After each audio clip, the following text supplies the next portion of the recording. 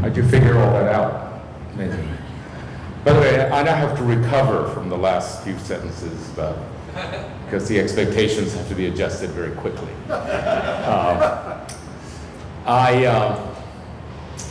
It's most difficult to begin, especially after meeting with about 20 minutes with your mayor and city council and city manager, and being absolutely overwhelmed by their enthusiasm, and furthermore, overwhelmed by how much they already know about the kind of thing I'm supposed to be speaking about. So it kind of threw me off balance, to coming to a place that probably has it quite pulled together. And I've adjusted my lecture. It will not be on the little screens because it's not, I think, what's relevant after speaking to the mayor. There are other things that are relevant. Now, one of the things that I think, if you bear with me, there's a kind of presentation that presents your city to yourself. I'll come and I'll tell you all about your community, all about your county, all about Southern California. And it's very popular to do that, to do a self-portrait, but it's really not useful. So I'm going to try and speak about things that are unusual and that perhaps would at least cause some cognitive dissonance. It's what really makes it worthwhile. I do not know your place specifically. I certainly don't know it as well as all of you. So if I were to speak about your place in your lives, I'm the least expert person in this room, right? So I'm going to speak not about other places, I'm going to speak about the future. And that sounds a little odd, but it is the world that I live, I'm just realizing we began practicing in 1980, and our communities are now reaching anniversaries. It's extraordinary. I'm going to the Kentlands, which was just mentioned, 25-year anniversary. I'm going to Seaside for the 30-year anniversary, and so on. And honestly, you go back, and there are kids that were born there that are now parents. And you actually begin to see both the power of urbanism, what it's like to be a kid in a place where you can walk to everything, the kind of liberation that happens for everybody. For the kid, for the parent that doesn't have to drive the kid around, for the grandparent who can live nearby because the housing is diverse. Even actually, and this you learn a lot in life, it hasn't happened to me, but there's a lot of divorce. And actually the parents can stay in the same community, because they're parents, et cetera. And the kids, and all of this is real life. And it's wonderful to see these anniversaries, but it also makes you conscious of time and how time is the factor that is most important to the planner. It's really where the power is. I think I'm also an architect, and I know that an architect can do very large projects, and they can be very complex projects. But they have to be finished in a very short time period. You've got to do it for the present. It has to work within 5 years. And sometimes the present is dismal. And so you work within limits. But as a planner, you never have to work within limits. In fact, because anything can happen in 25 years. And it's much more empowering. And it's very possible to have a vision, because in 25 years, amazing things can happen in America. And now, I'm actually old enough to remember when I was 30. And that's incredibly empowering also, and I'm beginning to think more and more as the new employees in my office are 25 years old. And they're very different, they have different prospects. Not least, the fact that not one of them can afford housing. Not one. And et cetera. I think you know about that. Now, there are three things that I can be helpful with. One is the greenfield development, which is obviously occurring in this county. California, despite trying not to be a growth place, is a growth place.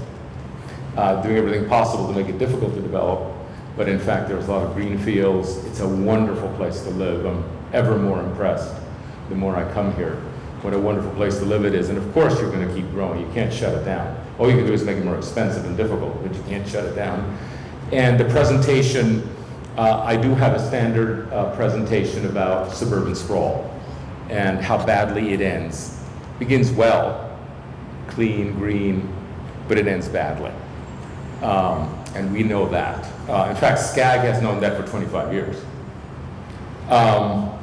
The second thing, which is I think terribly important, is the suburbia we have built can be retrofitted. And that's really where the play is. You know, there's an enormous, it's 50% of America, which actually is, on the whole, destined to become slums. By the way, a lot of places become slums that were very nice once. It isn't just the prospect of the suburbs, but there is pressure. There's economic pressure and environmental pressure and demographic pressure that's very much against the car-dependent suburbs, just very much. And I can summarize a few. It's expensive to live there because gasoline's expensive. It is environmentally unsound to drive around for your daily needs. Pretty obvious. It isn't just about zero carbon homes when you have to, you know, use all the carbon just to get home. And that, unfortunately, in the new, I read this morning that you had legislation by 2019, you're gonna have zero carbon homes. And in fact, or zero energy homes. But that's because you're factoring out, you're leaving out the driving around that you do in California. No matter what you do, it's more environmentally sound to live in an old building in Manhattan that leaks out of every window than it is to live in a hermetic building in California. Which, by the way, is an absurdity anyway, a hermetic building in California. Look at us. Why would you want to live in a hermetic building? But the thing about the suburbs is that they're actually relatively easy to retrofit because they were built under an economic regime that took real estate to be an investment. And in order to chop it and dice it and resell it as financial instruments, it had to be very standard. So the mortgages are very standard. The loans are very standard. You know, the shopping centers, there's 6 different types and they're standard. The office parks are 3 different types and they're standard. The rental enclaves are standard issue because the bankers could only accept them as standard. And so one of the futures that you have in California is actually passing codes, having codes that actually retrofit these places to mixed-use, walkable communities. And because they're so heavy in parking lots, what we call gray fields, it's relatively easy to do. You know, by the way, the nature has been exterminated, so you don't have the danger to all the species that you have here. They're usually hideous, so NIMBYism is minimized because it's not like you're taking something beautiful and making it something ugly. It's already ugly. And usually they're very well located with over-designed infrastructure. So, and you can actually, if you get the right kind of traffic engineers, they can demonstrate that by adding mixed use to a place, you actually decrease the traffic impact. Now that would seem to be very easy, right? Right? You have shops, so you add housing and work, you have less traffic. Your traffic system doesn't work this way. The way you calculate traffic in California, and generally in the United States, you only have an add. You only have a plus sign, you don't have a minus sign. It's always this plus that, and that's one of the things that needs to be adjusted. Also, the codes need to be adjusted. It has to be very, very easy. I don't even have to ask. I know that actually taking a shopping center or a dead mall and adding housing and adding hotels and adding offices to it to make it a mixed-use town center is probably illegal every which way because the codes don't envision that. So there are basically a couple of things, perhaps even 3 things that you need to deal with because there are 3 situations. As you continue building the green fields, you will be losing nature. You must get something in exchange that's of equal value to society.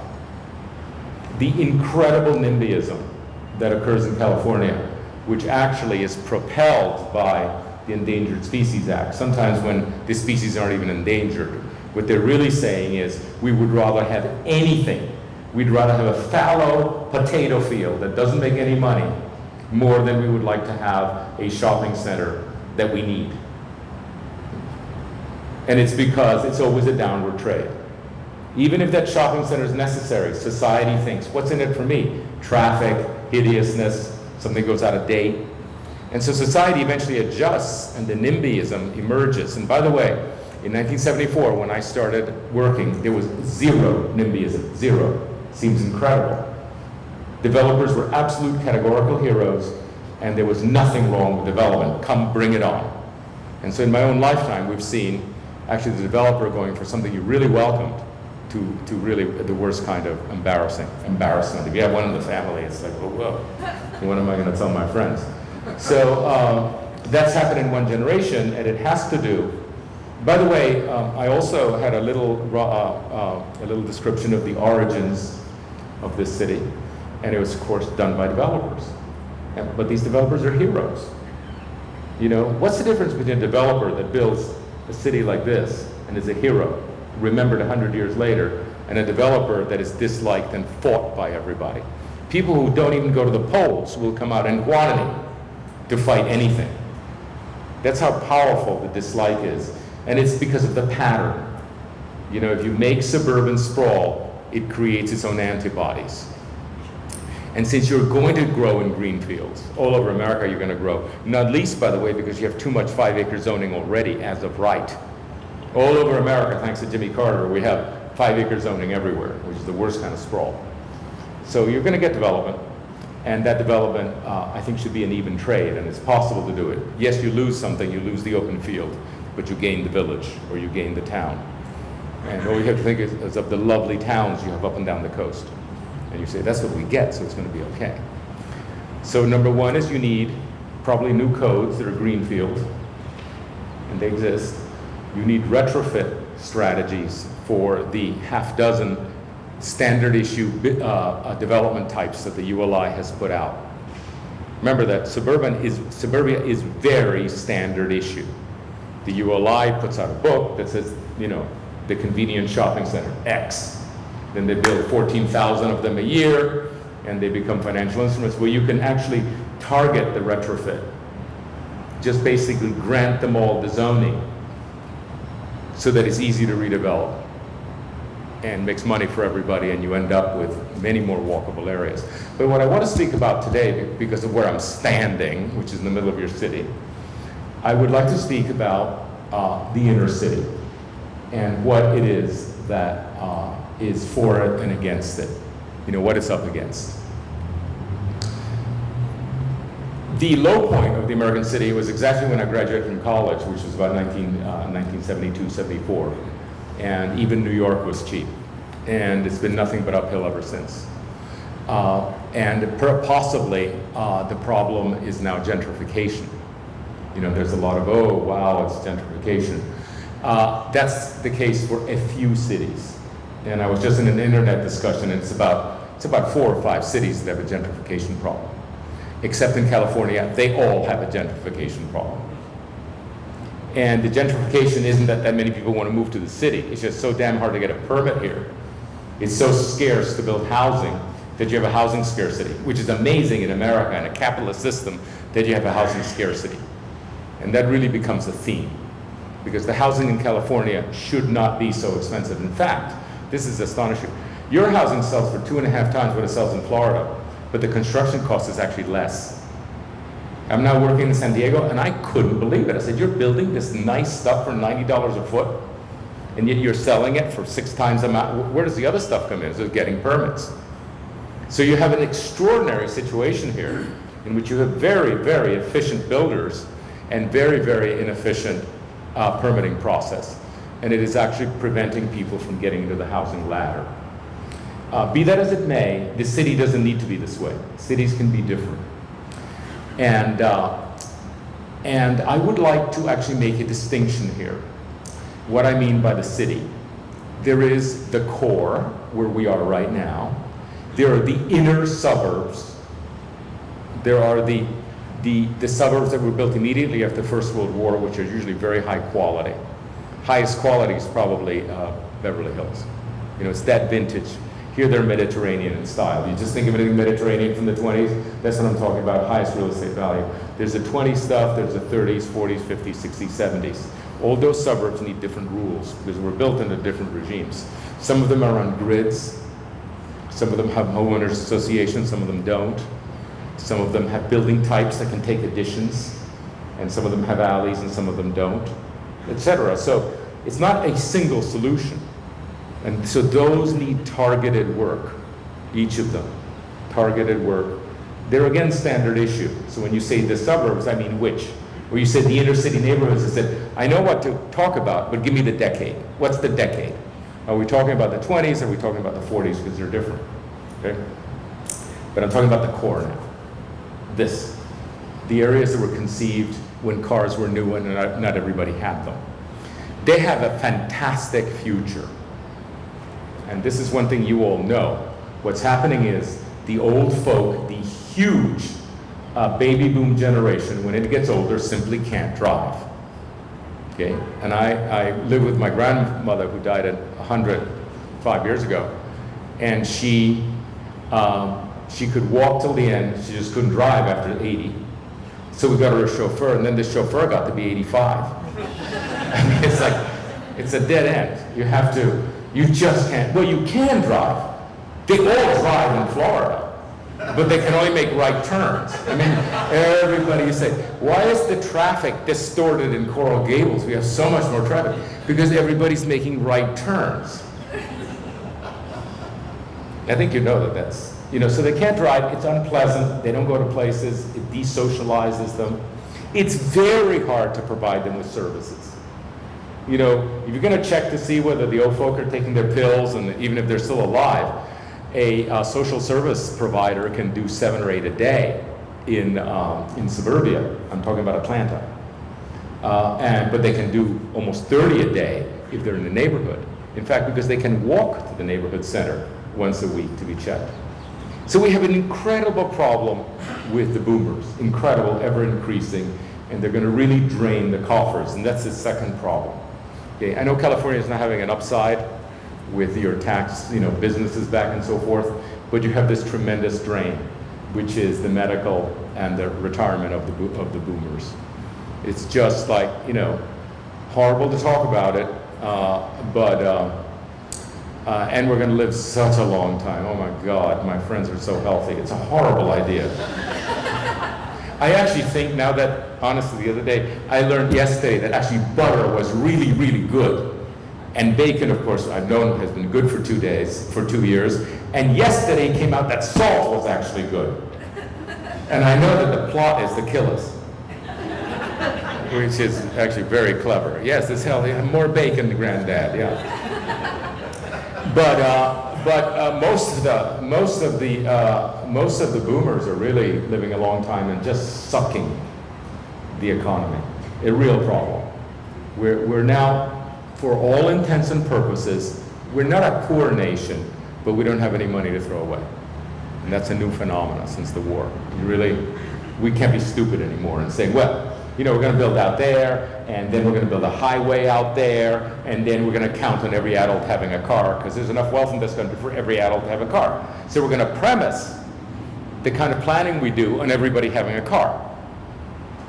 That was the old way when we could actually afford that. We could build the highways, we could support the highways. The public sector could pay for the highways, and the private sector could have 3 and 4 cars in a family gone. Okay. And then the other thing that's happening is that the millennials, bless them, and I don't think we know them as well as we think, are really turned off by the suburbs and by cars. And that's what the studies are coming in, and it's absolute. Like all the young people in my office bicycle, and when I drive in my car, they kind of look embarrassed, and they certainly want to live in the inner city, absolutely. And that's because they grew up in the suburbs. And I remember my mother, the glamour of the suburbs. The glamour, oh my God, we're going to go out there, the new mall and the house and the pool and all this. It was so glamorous to move out in 1974. And I distinctly remember people thinking about how cool it was when I first heard the names of those new areas. Oh, we're moving to Irvine. But it's boring for the kids. This stuff has no magic for the kids. So on top of it, there's a cultural thing, and it's all about coming back to the core. And so everything is going for the core. It's the time for the core. And the only thing that is preventing it from happening is that it is conceived as a kind of suburb. That the planning profession has conceived the core as a kind of suburb, and has for a long time. Let's put a lot of parking. Let's pedestrianize the main street. Let's do BIDs everywhere. And what happens, or let's get the national retailers to come in. Insofar as you make the core like the suburbs, you create an inferior competitive situation, because the core will never be as good as the suburb in doing what the suburbs do. Your parking lots will never be as good. Your retail mix will never be as good, right? Your security will never be as good. Your cleanliness will never be as good. I don't care whether the mayor sort of goes out with a broom every morning. It'll never be as good as what the suburban developers do. And so insofar as you try to compete with suburbs, you will always be in an inferior competitive situation. It's a different animal. And the second thing is that insofar as you try to compete with the suburbs, you actually destroy, and by the way, the principal manifestation of suburbia is the car, the accommodation of the automobile. Cars flowing, cars moving, cars parking in quantity. Insofar as you try to emulate the suburbs in the handling of the car, the almost perfect handling of the cars. And by the way, Irvine is about as perfect a car handling machine as the world has ever seen. With the huge, 9-lane intersections and everything. Okay, insofar as you compete with that, you destroy your city. You actually destroy the asset, which is its walkability. So it's an absolutely ridiculous thing, and yet that is what the planners have been selling since the 1960s. That's what they've been selling, that's been the model. And so the cities become inferior to the suburbs and require constant transfusions of additional everything to work. The thing, and now let me just add one last detail, and this really is a kind of problem. Cities, there's a kind of notion that states compete with each other and that cities compete with each other, and there's some truth in that. But once the person decides to move to Riverside, or once the person decides to move to San Diego, once that decision has been made, that I'm being transferred to San Diego, the city, the core, is competing with its own suburbs. You have to understand this. This is really important. You're not so much competing with another city, you're competing with your own suburb. Because the people that are going to come here are going to come anyway. That decision is made at a level way beyond your capability. It practically has to do with whether, are we close to Asia? Do we have a port that can actually take the Panamex? These are things that are beyond the planner's pay scale. Whether this or that region succeeds. It's not really, there's very little we can do about this. Other people can, and you should vote for them, but we can't do that. What happens is, once they're going to come here, what's it like to choose to live here instead of in a suburban house? What's it like? What's it like to build a building here downtown in one of these empty lots you have, as opposed to an office park? What's it like to open a shop downtown as opposed to a mall? Okay, what's that like? And if you really get into it, you're going to find that always it makes more sense to go to the suburbs. Always. Because the suburban developers are so damn good. One of the problems that we have in cities is that if we actually went back to 1940, with 1940 maintenance and 1940 detail, or let's say California, the high point might have been 1960, okay? Even if it were to go right, okay, made a mistake, terrible, let's wind it back, we won't demolish all of our buildings, we won't, we're gonna go back to 1960 and get it right. It wouldn't be good enough. The retailers aren't good enough, the management isn't good enough. There were actually poor people on the street, plenty of them. One of the things that the developers have done, the suburban developers, is they've raised the game so that even the great American city of 1960 isn't good enough. So we're up against something that's really hard to do. Because we're spoiled as can be. Where's my car? Well, I can't find a parking space. Excuse me, madam. There's 68 open parking spaces right now within a 1-minute drive. Well, I can't find it. Because the suburban parking lot is so clear and clean and perfect that it actually dumbs us down. Downtowns are full of parking and people say there's no parking. It's just that you haven't got the skill set to find them because we've been spoiled. And I don't. This store is out of date. No, actually, it isn't out of date. It's just they didn't clean the window since last Saturday. It's not out of business. It's just that they didn't clean the window. Well, it can't be any good. No, it's just called dirt. But we expect this impeccable stuff, impeccable. So the cities are up against their own suburbs. There is a huge natural market for the city if the cities only leveled the playing field. Now, between 30 and 60% of Americans, particularly in California, really do want to live in the suburbs. They really want to fall out of their car into their kitchen. Okay, they really want to drive their kids everywhere because that's when they talk to them. And you know, I've met some moms, believe me. That's when I get to talk to my kid, is when I'm taking them around. So so there's 30 to 60% that wants the suburbs. Fine, we're doing that. But what about the 30 to 60%, the other 30 to 60 that could live in the core, or could develop in the core, or could start a business in the core, and they simply can't make the rational decision because the playing field isn't level. Let me give you just an example, and this is something that's misunderstood. You hear about the great difficulty that suburban developers have in getting a permission, right? For a master planned anything, for a master planned office park or subdivision. It's hugely difficult. But once that master developer has received permission for their master planned community or office park, the actual experience of building, the actual experience of moving into a shop is extremely easy, right? I want to build an office building. If I go to the suburb and there's an office park that's, let's say, Class A, I get a little sheet of paper, not a big coat, a little sheet of paper that says, we want this to be glass and chrome, and this is where you build it, and your parking goes here, and the berms go here, and this is where the bike path goes.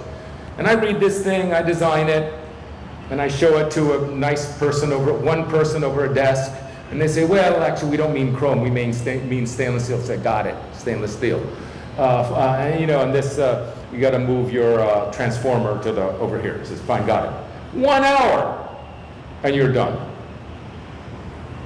Because everything has been pre-negotiated. So the actual experience of developing an office building is extremely, extremely simple. And believe me, I've done it. You go to the city, I'm going to build an office building in downtown Riverside. And then you meet your wonderful mayor who takes you by the hand and says, boy, I'm going to do everything. Just come in, we love you're doing this, we love it. And then you eventually say, well, okay, so what's the influential attorney? That can actually get me the permission. And what about this parking ratio that doesn't make any sense? And what about the setback? And what about this? And by the way, you need to have a public process and meet all the NIMBYs all around. Right? To build one office building. Remember that the NIMBYs and all that has been solved categorically by the suburban developer, but downtown for every building you have to put up with this. And so and the handicap, the sidewalk isn't even level. Well, you gotta fix the sidewalk.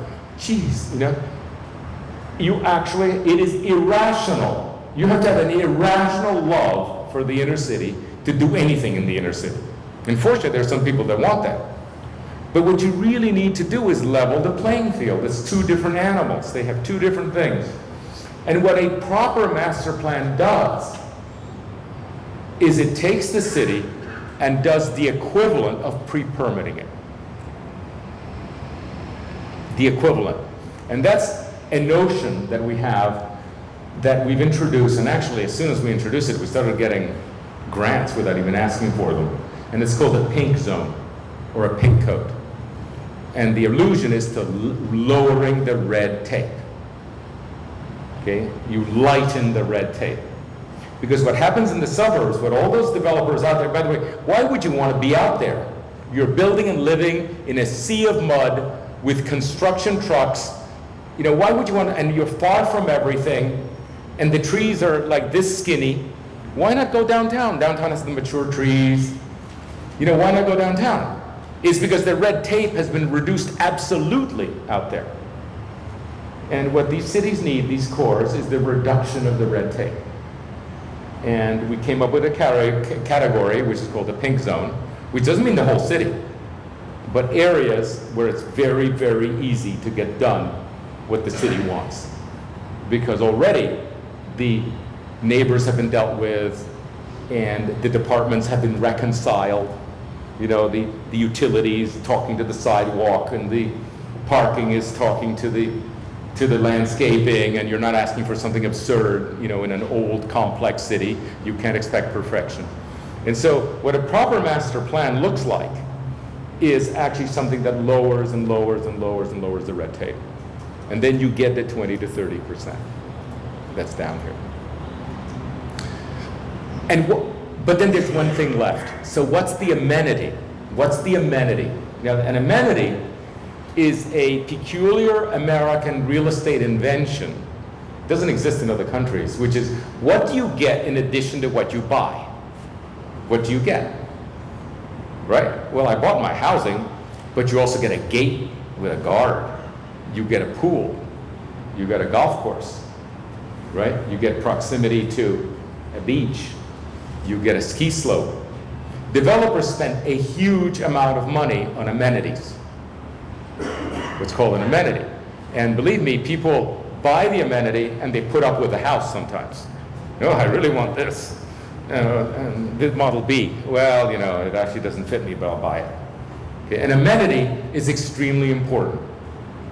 What is the amenity of a city? And by the way, you know, that is what, it's very real and very expensive. I mean, putting $12 million down for a golf course is normal.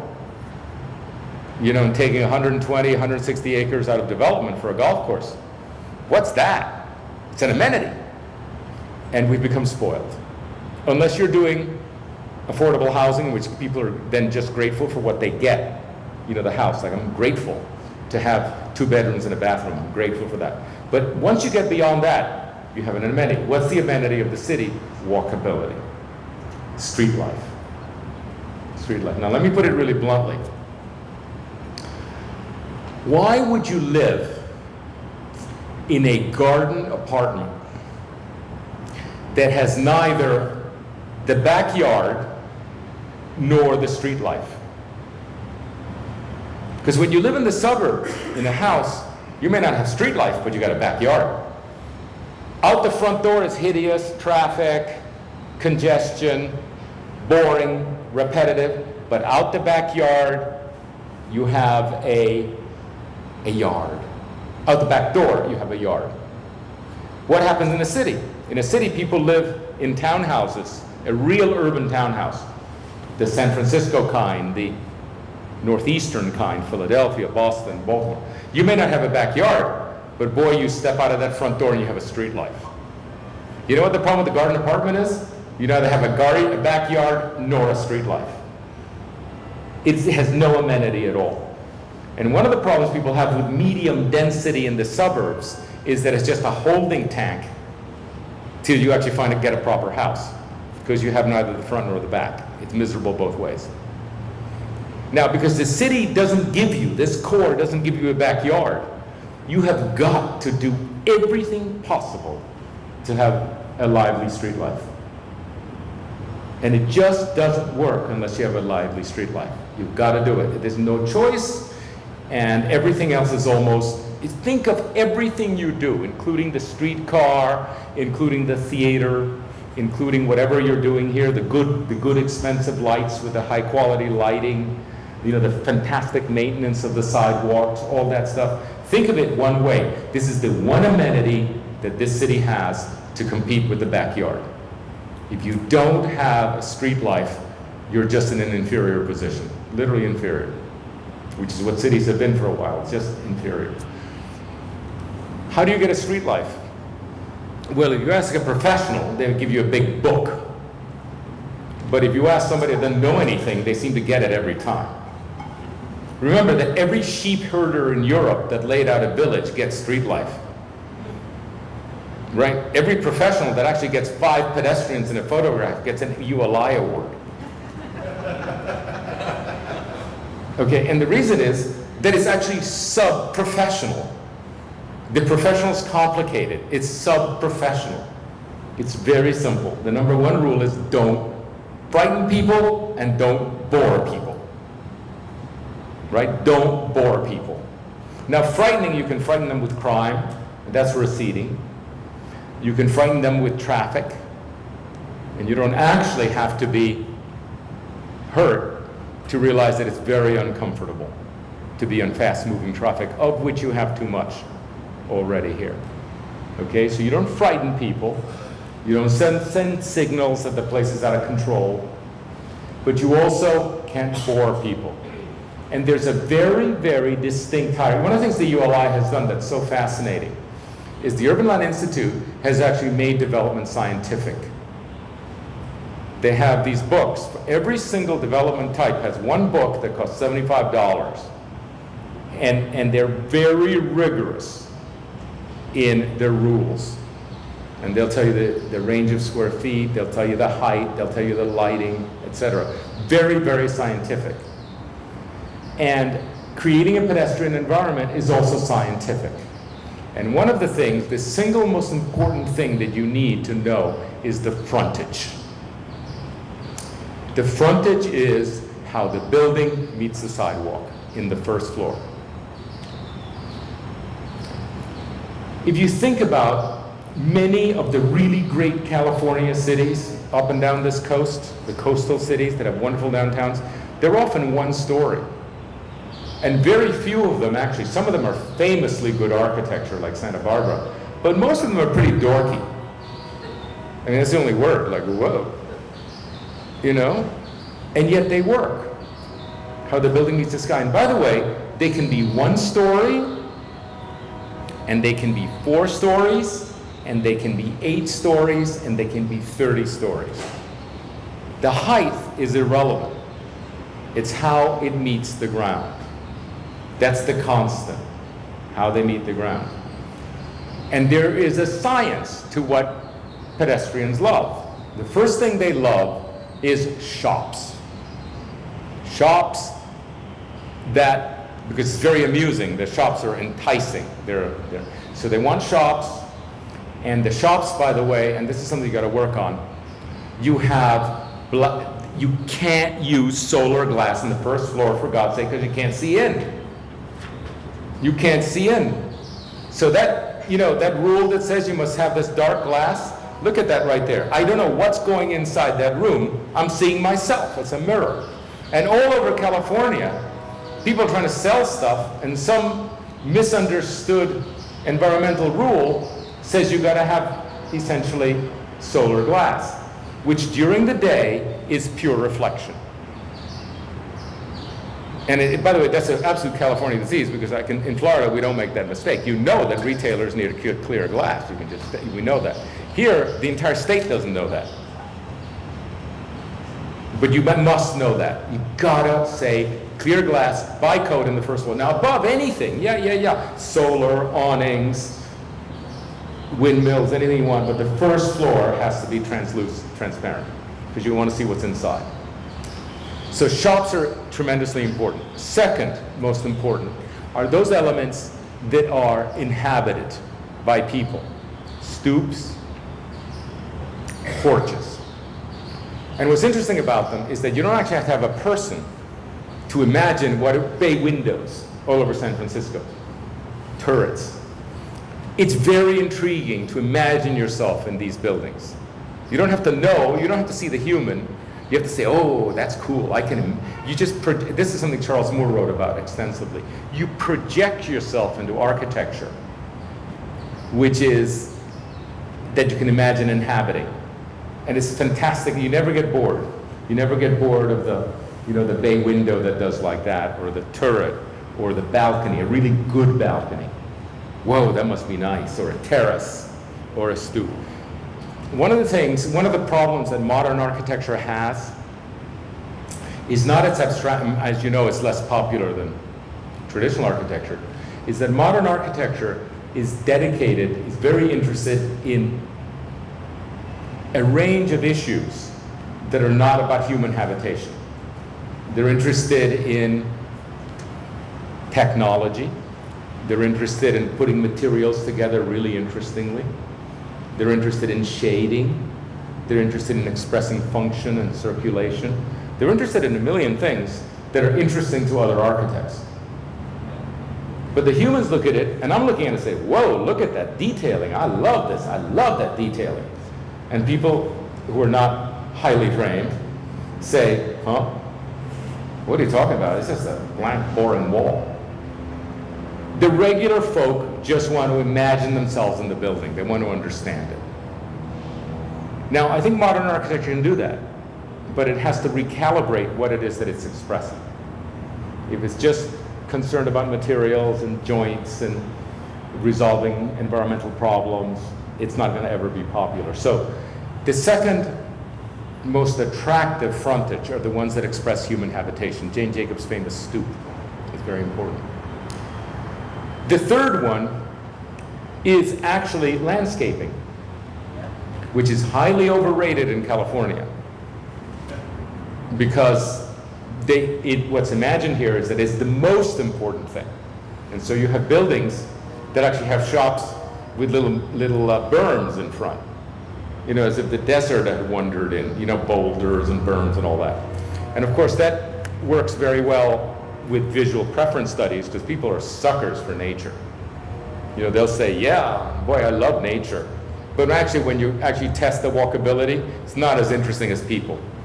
If you're going to be in a jail for the rest of your life, believe me, you'd rather have 2 or 3 other humans than a rock and a tree. And even art is overrated. I'd rather have a regular standard issue human than the Mona Lisa. What really interests humans are other humans. And so landscaping, while fantastic and very much your brand, it's very much the California brand to put landscape in front, it's not the miracle that people think it is. It's the third best. And those are all positive. And then you start going negative. And negative is the blank wall. Regardless of how beautifully detailed, no matter how much you paid for that marble, no matter how much you paid for that artist, no matter how much you paid for that tile or that graffiti artist, is not as interesting as the others. The blank wall is pretty deadly, which is why, by the way, shopping mall developers can't stand a blank wall. They can't even, that's why they say, well, why can't there be post office in the shopping mall? Well, because if it's 30 feet of boring, people actually wake up and go home. They stop shopping. So the blank wall is pretty deadly, and by the way, blank walls are necessary. You can't have a completely amusing frontage. And then next is the open parking lot, which is pretty damn boring. They're called sociofugal spaces. No matter how safe they are, how well lit, people leave them. And then of course the parking garage, at least the way we've been designing them, which look like sort of 5-story basements. They're all detailed like basements. You park in the parking garage and you're walking past them and they have crime lights and, sewer pipes and, why would I want to walk past this thing? That's the most inferior. So what I've mentioned is 6 points. The best to the worst. Scientifically, no. Okay. Now, you say, well, I'll make sure that we have everything is shops and the cool things. You can't do that. Ever since we were thrown out of paradise, we have about 60% bad frontages. It's gone. We gotta have the blank walls. We gotta have the parking. We gotta have it. But what we can do is we can allocate it. For example, I was thinking about, I walked a little bit in your downtown. You probably have, I shouldn't even speculate, but you might have 10, 20, 30 good blocks, right? Good frontages, but they're not contiguous. So I'm having a good time walking past a good frontage and suddenly I'm bored by a parking lot. And then I walk a little further, I get a couple of, a few shops, and then there's a blank wall. What this city and most American cities have is a pretty good allocation of good frontages, but they're not continuous. They're just a hopscotch. In the attempt to make everything excellent, you make everything mediocre. So one of the things that a town like this would do is you would begin a master plan with an analysis of the good stuff. Good block, good block, good block. And the first thing you do is you do a triage. First of all, you assume that 30%, a third, just assume will always be bad, always. Always there needs to be a drive-through, always there needs to be dumpsters, always there needs to be boring things. But just make sure they don't interfere with the good stuff. So first thing you do is you make a C grid. You make a grid that's a C. And then you make a B, which is the hopeful stuff. And then you actually have an A, and the A you curate. You know, this grid, the streets that are A grid, they get the lamps first. They get the big trees first. And then once you connect them, once you start getting 2 or 3 or 4 city blocks. By the way, it takes about 4 city blocks to become a famous city in America. If you go to the famous cities of Florida, whoa, Winter Park, or for example, I went to a place called the Grove yesterday in LA. Okay, that was 2.5 city blocks. It doesn't take very much, but if you have 4 city blocks, you become a destination. And from those 4 city blocks, you can keep growing. But in a systematic way, you grow it, you grow it, you grow it. Begin with one really excellent block and take it to the next, etc. And then you begin to have a place that has pedestrians, and once you have the pedestrians, people start coming in. But then there's another thing. Okay, so let's say you're an early adopter. You are coming downtown Riverside, and you're early. Out in the suburbs, people buy early without a problem at all. They go to the mud, they see the bulldozers, and yet they buy. Why do they do that? Because they know what is going to happen in the end. They know that their block is going to have this kind of house, and that the shopping center will be there, and that the school will be here, and that the field will be there. It's totally predictable. And they know that because it's under control of a single developer, that will happen. So when they come downtown, what happens? Here, buy this apartment. And you say, well, there ain't much happening in the street. Can a developer actually say, oh yes, don't worry, there's going to be this, there's going to be right here, there's going to be that kind of retail? And by the way, your view corridor will not be blocked. You buy this apartment, you'll see that hill forever. That doesn't happen in the cities. In the cities, there's no predictability. None. Because everything's up for negotiation, and because the developers aren't coordinated. So somebody that's building 6 shops or refurbishing 6 shops really doesn't know whether there's going to be another dozen shops, or whether there are going to be too many coffee houses in the same place. Somebody that buys an apartment, you can't really guarantee them the view of that hill. It's a total free-for-all. It's scary, and people know that, because it's a big investment to buy housing. And out there in the boring suburbs, your investment is safe because it's a predictable situation. Form-based codes emerged not to actually create new urbanist communities. They were invented to create a predictable physical environment. And by the way, your zoning now that has to do with floor area ratio, and you can build as much as you can park, gives rise to really irregular buildings. You have a little lot, you build a little building. You have a big lot, same code, FAR, you build a big building. And where does the parking of that big building goes? You might actually face my shop, so why should I open a shop? I don't know anything. I don't know what's going on here.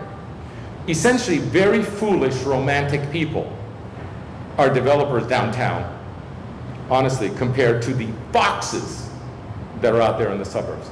I work in both. And all the good-hearted people are downtown, and all the clever bastards are in the suburbs. You know, and they disguise themselves otherwise. But that's what's happening. And I think the cities need to sharpen up and create a predictable environment. So for example, this city, I was looking off the wall, and I said, you know, this is essentially a 4-story city. Fire code stops at 4 stories anyway, deck goes 4. If you actually coded this in a form-based code, this is going to be a 4-story city. 2 things will happen. First of all, people are going to see where the views are. There isn't going to be that kind of thing, unpleasant surprises. And second of all, you won't overload the parking. Once you go over 4 stories, the parking starts getting a very high proportion of C-grid, too high a proportion. You just can't absorb it. Too many parking garages, too many open lots. 4 stories is a wonderful American density, And by the way, you hit easily 100 units to the acre, so what's the problem? Why would you want more than 100 units to the acre? And as the mayor of St. Louis once told me, he says, I don't want prize projects. I want you to eat up ground. I don't want to go up, have one great building that absorbs the market for 5 years, and then nothing else, And you know the image, right? The high rise surrounded by parking lots. That's because that has absorbed the market, and the land next to it doesn't have value until the next person wins the lottery, builds the high rise. And then you have 5 more years of open lots. So the real courage, what was actually achieved in West Palm Beach, West Palm Beach had about 70 empty acres, and now it's the center of the region, is the mayor actually lowered the density so that it spread and it filled out. But it's predictable, it works, it's a very good economical building type. The Gaslight District in San Diego is an excellent example of that. And by the way, afterwards, after it's so cool you can't bear it, then you get the high rises. But you have to have successional development. You can't just say, last night I had actually I had breakfast this morning. I met a developer in Florida at breakfast. And we talked, I was trying to avoid it. And he loved Vancouver. And I said, so what does Vancouver have to do with Riverside? Vancouver are the slim high rises. And everybody's running around saying, we want to be Vancouver. You can get to be Vancouver, but you can't miss that successional stage of filling your downtown. San Diego is an excellent example of very low value, first generation construction, essentially 4 to 5 stories, Gaslight District. And then finally, when the real estate was explosive, then you go high. But overzoning at the beginning only allows some developers to win the lotteries. And by the way, another thing you do, this is really important, if you overzone, you exterminate most of your developers. Only half a dozen big guys can do it, right? If you have smaller buildings with small lots, hundreds of people can be developers. If you make a high rise, very few people can actually get the loans for that. And it takes a whole block because the parking has to be accommodated. You need to have a whole block. And there's so few developers that I'll come in and say, well, I need a TIF. I need tax increment. I need your tax monies to do anything. And now it's just assumed that you need a TIF to work. Since when? We didn't need a TIF for the first 300 years of this country. We didn't need a TIF. Real estate makes money. And now real estate needs subsidy. Like, what's up with that? It's because things are overzoned. And these developers that can do the big buildings, usually too early, the market isn't quite there yet, they're foxes. They're gonna come in and just get into your pocket and get your tax dollars with TIFs. But the little ones, you let the small developers, by the way, the small developers have almost completely disappeared. You're gonna have to revive them. You're gonna have to revive them because we've exterminated them with overzoning. And particularly in California, with the terrible permitting process, it takes so long to get a permit here, sometimes years, that the small developer, the one that can make a living with 6 houses or 6 buildings, or renovating one building every 2 years, they don't exist because you can't amortize a small project. It takes just as long to get a permit for a big project as a small project. And if it's going to take years to get a permit, you can't do multiple small projects. You can only do big projects. And once you get into big projects, you lose the urban fabric. You need to use condemnation, and they go into the public kitty for subsidy. So I'm not saying that small developers exist. I think you have to revive them. Now, I'm going to end with one story. You heard about Detroit. I've been going to Detroit for a long time because it's one of the most interesting phenomena. People say, well, that's the future for many cities in America. It's going to happen. And for years I would go and I would be taken on the ruin porn. It's called ruin porn, in which you see the pornography of ruins, beautiful buildings abandoned, etc. And I must have done 5, 6 times of that. And then just 2 years ago, I was given a tour by a young person. But it's always old people. You know what the tour is like by an old person? They drive you and they show you an empty lot and say, that was my home. Then they show you another empty lot and say, that was my school. And then they show you another empty lot and say, you know, and then they say, why should I care? Right? That's the tour. So I went this time, incredibly enthusiastic young person, and he takes me around to an archipelago. It was a 3-hour tour of the most exciting stuff I've ever seen. It was so exciting. People renovating buildings, businesses starting, stuff happening in the street, lots of open markets. What had happened was that the regulatory regime, you know, when you hear Detroit can't afford its cops, Detroit can't afford maintenance, it also can't afford regulators. So what happened is the kids who are not going to read codes, the kids, the 25-year-olds, are coming in and just doing stuff. And actually, they now have a kind of, you know, the inspectors do show up and say, don't hurt yourselves. And the kids are doing stuff and selling food that everybody's eating and not dying. I mean, amazing. And actually having bathrooms that don't meet handicap requirements, and they're not worth suing, you know. And it's that first generation that always happens in the process of reviving a city. That first generation is extremely important. That first generation, when I started my career, was the ones who always started the redevelopment of cities. They're the ones who did Soho. They're the ones who did Miami Beach. They're the ones who did Key West. All the places I know that became cool, Coconut Grove, were done by kids, artists, gays, young people, who came in first. It wasn't worth regulating, and they just did it. They did it, they did it. Then it became cool, and then the developers came in and said, whoa, I'll buy you out. And they did it properly with permits, but they came second. And because the place was already cool, they didn't need subsidy. You see? What happened is the regulatory environment has become so oppressive that we've eliminated the natural first stage. So you bring the second stage in too early. They say, you want me to do this properly with permits and studies and CEQA and everything else? Well, the market ain't there to amortize that. Therefore, I need your money to supplement. By eliminating the first natural organic stage, which, by the way, is like the left bank of Paris was done that way in 1870, 150 years ago. It's always the way cities come back. We've eliminated that in the last 30 years. I was there. Don't tell me it didn't happen. I know what it was like to build in 1974, and I know what it's like to build now. It's unbelievable.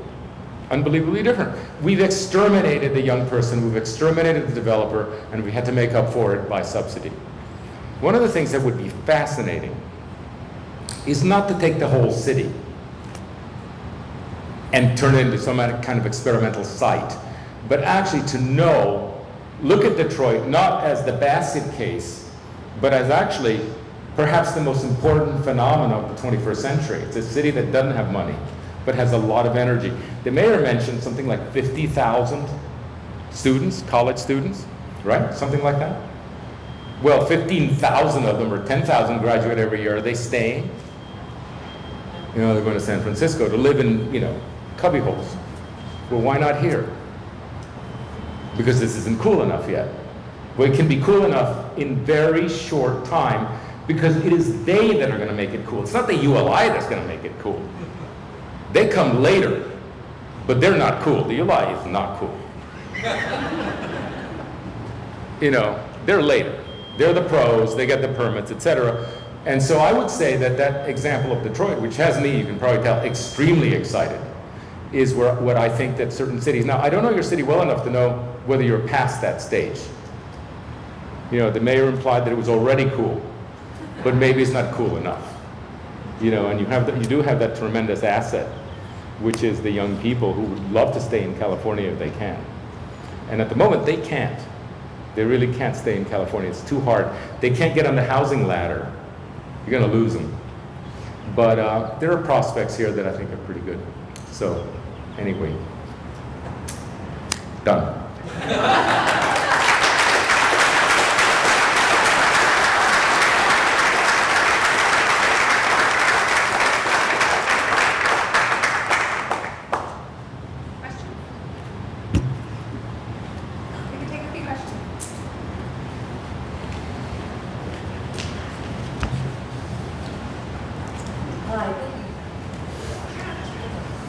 Thank you so much for this. This was awesome information and great. I drove up from Coachella Valley. I don't know how familiar you are with Coachella Valley, but that's 9 cities in a small valley, and they all are They all North? East. East, okay. We've got one of the wealthiest cities per capita, Indian Wells, maybe 20 miles from one of the poorest areas, East Valley, Coachella. How would you recommend that they do across the board permitting and make it easier? Because right now there's no connectivity at all in that area. Well, it's probably an extreme case of a typical situation, the self-segregation. That self-segregation, they say, well, that's not American. It really wasn't American because you had to live next to people, very close to people who you needed. Somebody needed to do the yard work, somebody needed to be the school teacher, somebody needed to be the CEO. And before cars, you had to be in proximity. The car has permitted people to escape each other, you see? And so it's a new phenomenon in the world because what used to be valuable was to live in a city that had everything. You wanted to live in a city that had a shoemaker, like the wealthiest person in Paris loved Paris because somebody could make a shoe, right? And now the shoes are made a continent away, and et cetera. So the car and cheap transportation has actually desegregated that. So it's very hard to get them back together. But there is something, and by the way, I was just thinking this morning, the smartest thing I've heard in years came up was something came into the internet yesterday from a millennial called James Alfandre. And he said, neighborhoods want to be as they are, just more prosperous. And I thought that was very insightful because, for example, the poorer areas actually would be probably uncomfortable becoming like the rich areas. I don't even like grass or whatever. Or it's actually these days probably the opposite. I want a lawn, stop bugging me with your advanced environmental, upper middle class stuff, with pebbles. Everything's reversed now. But I think that you have to start with what they are, whatever they are. They may be Hispanic communities, which I think are very promising in this country, because we have them in the, everybody that builds anything in this country speaks Spanish. So why are they working for other people instead of building for themselves? Because they can't figure out how to get through the regulations. You have all these people south of, everywhere else in the world, there are no developers for the middle class. People build for themselves. So you get all these incredibly skillful people coming up that build our stuff, and all they can do is build for big companies, and they don't have housing themselves. What if you created a zone in these areas, put them together with the architecture students you surely have that can't even get a job, and put together the young, vigorous architects with the people that know how to build, pre-negotiate the regulatory environment, get it off their backs and let them build and let them start businesses. Seems to me that could actually make a place that's actually cooler than the wealthy areas. Before you know it, the people in the wealthy, boring areas will be hanging out in the lively, now revitalized areas with very little subsidy. It's really the Detroit model. By the way, you're going to hear me get back over and over again to the Detroit model. What happens when you get 25-year-olds and let them work? By the way, I was also thinking about, I was reading yesterday in the New York Times about the capability of West Point graduates. There was an article on West Point graduates. 21-year-olds.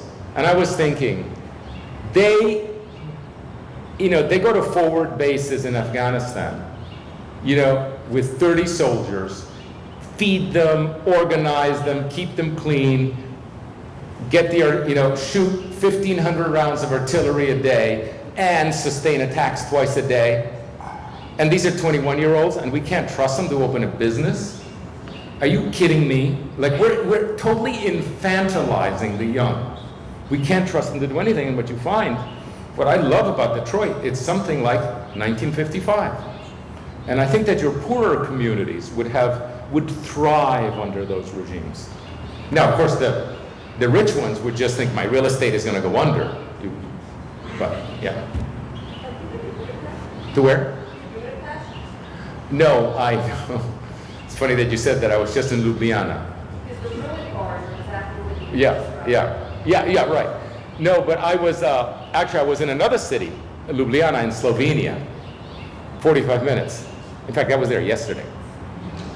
I'm actually jet lagged, don't believe anything I said.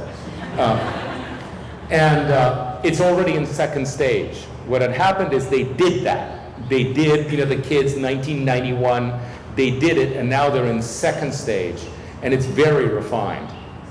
It's very refined, and the kids have had to go to somewhere else. By the way, it always ends badly, you know that. Once the dentist from New Jersey discovers Soho, you got to go to Brooklyn. And the Brooklyn people are now moving up the Hudson and actually working on the towns. Another thing that you may not have too many of, towns have a future too. Cities, it's all about cities, it's also about towns. The 10,000 population places also have a future. We're beginning to work on that. Some of them don't even have a building department, so it's very promising. Yeah. It's the first thing I want to thank the City of Riverside and WRCOG for the free lecture.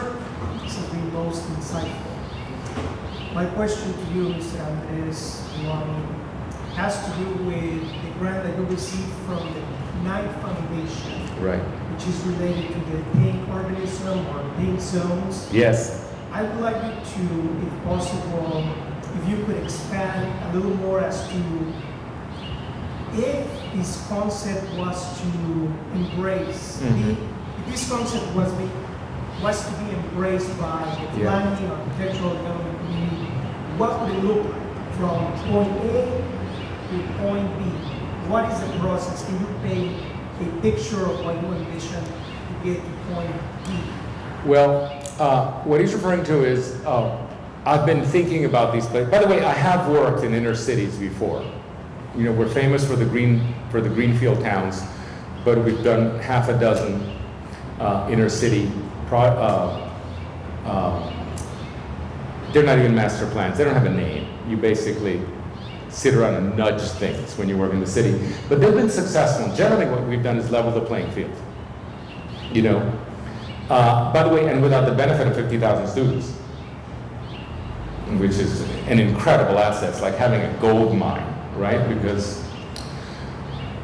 And so I kind of rant on about this, and the Knight Foundation is a company that owns newspapers, and they gave us a very large grant to study this. And we have a year-long internet discussion. The second year, we're having conferences in different parts of the country to learn, not to teach, to learn. We had one in San Diego. We were there 6 weeks ago. And the reason we started with California is that you have such bureaucratic problems here that you also have the bypasses and patches more highly developed. It's really interesting here. You're actually pioneering the repair because your problem is so terrible. And what I see in San Diego in terms of overcoming handicap accessibility problems is really clever. So you're doing that. But anyway, so next year we create the tools, the mechanisms to work this, and then the year after that we project. It's a 3-year grant. Now, bear in mind that it's called lean urbanism. Lean urbanism. And there's a seam where it works, okay? There's already an emergent phenomena called tactical urbanism. You must Google tactical urbanism. It's a fascinating phenomenon entirely run by millennials. And what they do is they do unsanctioned demonstration projects. They don't ask anybody. They just get an empty piece of land, put turf on it, say, why can't this be a park? Everybody sees it, it becomes a park. Or they say, why can't we have a cafe here? Cars aren't using it. They do chair bombing. They put the chairs out there, the cafe. Everybody sees the umbrellas. This happened all over New York. Times Square is totally redesigned because they did chair bombing. You must have heard about that. Right, so that's tactical. But those are demonstration projects. Now, above this, there's the new urbanism, which is a reform movement that is now old enough that when a new urbanist picks up the phone, somebody answers in Washington, or somebody in the ULI. In fact, all the organizations like ULI and EPA, and they have kind of some of our folks, so my generation's in it. So that's a reform movement. That's a comprehensive reform movement, and it's going to take a long time to fix it. It's like a heavy division. We send to Iraq the best tanks in the world, magnificent, unbeatable, but it takes 3 months to get there. But in the meantime, we send cavalry. People forget that in the early days of Afghanistan, we sent a bunch of soldiers that got horses, and they were very effective, very fast, highly trained. It was cavalry. There was cavalry there. Then the big army came, didn't work so well. But the cavalry was there. Lean urbanism is that seam between tactical and comprehensive reform. So we do not engage the bureaucratic problem of California. That's somebody else's job. But there's stuff that can be done immediately. Patches, small adjustments, responsibility taking. Let me give you an example, just an example. I'm an architect. I have to follow the code. If something goes wrong in one of my buildings, it's 100% my responsibility. If something goes wrong, I don't call the city inspector for whom I prepared an extra 50 drawings, which then they stamped and they bureaucratically absorbed, that cost me $50,000 and 3 months to get a permit. I don't call them. They don't have any responsibility at all when I get a lawsuit. So why can't I just sign it? I'll sign it. I'll take the responsibility. Now the architects say, oh, I'm terrified. Take the responsibility. Sorry. You have the responsibility. You're not taking any additional liability. You put right here that you've met all the codes, and it's your problem 100%. So for example, that's a bypass. If I don't have to show the drawings and go through the process, and I mean, as an architect, let me tell you, 50 extra drawings that no one will ever look at on the site, just so we can go through a table to get stamps. I'll just take the responsibility, because the money that it takes me to prepare those 50 drawings, I could put 3 of my staff on that site every single day to get it right. That's a bypass. And you negotiate. Now what I'm doing as I do these speaking engagements, I mention this, and somebody says, oh, we're already doing that in Providence. Do you know that Providence, Rhode Island, can't afford its bureaucracy anymore, its regulatory bureaucracy? So it's an enabling bureaucracy. The inspectors show up, and they have, they drink coffee, smoke cigarettes, and figure it out on the site. And the architect says, well, I'll take the responsibility for this because it's mine anyway. Completely humane. There's a new book by Philip K. Howard that's just came out last week called The Rule of Nobody. And it talks about this from beginning to end.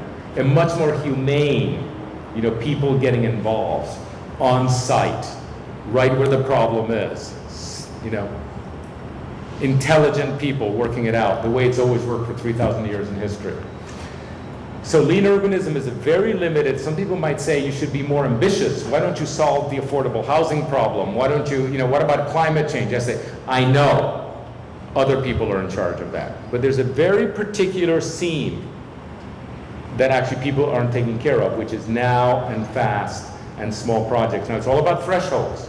Only small projects, only in certain areas. They set no precedent. And responsibility is clearly allocated and accepted by contract. And so it's a hodgepodge, but that's what it looks like. But it doesn't mean you can't start tomorrow. It's very dependent on pilot projects. Instead of talking about it for 4 years, can we just try it? A lot of empirical evidence. You know, that market in the Grove, you know, the Grove, it's totally illegal. But is anybody actually suffering from injury and death? Zero. So why not allow it? You know, that kind of thing, empirical evidence. And that's the spirit of it.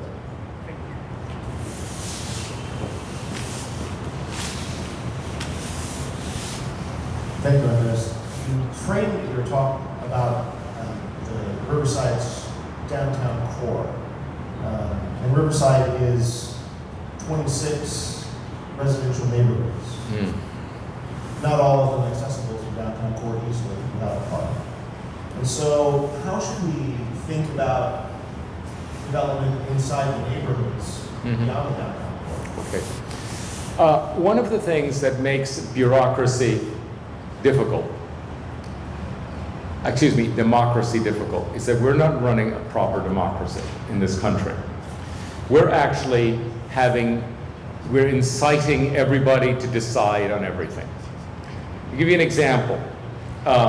We worked in Birmingham, Michigan, where there was a 14-mile bike trail that was running through Birmingham, Michigan. By the way, I know you have a 140-mile bike trail, so this is nothing, but in the East Coast, it's smaller, okay? It's little. Okay, so there was a 14-mile bike trail, and we were doing the master plan downtown, and they had the city of Birmingham, which is a little city. It's not Birmingham, Alabama. It's Birmingham, Michigan. The city, 6 people had the bike trail behind them, and they had clipped the 14-mile bike trail, and it just wasn't connecting. And you said that's the wrong level of decision making. A bike trail is a county, is at the level of the county, is not at the level of the individual property. In other words, the cynicism that had democracy doesn't work. Democracy does work. What you weren't running as a democracy, you were actually inciting a little mob of 6 people to come in and distort everything. That's not democracy. Democracy is, and the key term is subsidiarity, which is at what level are things decided. Let me give you an extreme example. I went to Perth, Australia. They had just put in a big public clubhouse on the beach in front of all the mansions. Just imagine Malibu, okay, with all the mansions, and somebody puts a public clubhouse for the people in front. So I looked at this thing, I said, how'd you do this? Are you running a democracy or are you running a dictatorship? Because in America, you would never get this. And what they said was, he said, no, we're running a democracy, you're not. He says, what you do is you alert the people in the immediate proximity, and then you basically privilege them to decide. When actually this issue of the clubhouse is a citywide issue. What we do there is we alert the neighbors, but we also alert the city. And we always separate the neighbors, and we know what they are. They're a vested interest. We don't confuse the 100 people that show up in the immediate proximity fighting this location of the school with the city as a whole. One of the things we do in Florida, we put the schools all in the wrong place because we alert the neighbors within 1,000 feet, and of course they don't want the school. But the city knows that it's the right place for the school, but we can't get it. We have to put it in the suburb. And that's for the lack of subsidiarity. The American system is designed on subsidiarity. The president decides certain things, Congress decides another, the states decide a third, the municipalities decide a fourth. It goes all the way down. Subsidiarity is the correct level where a decision is made. What's happened in California in the public process is that very small groups and even individuals have been empowered to stop anything. And so you have continual, frankly, illogical decisions and an amazing amount of cynicism.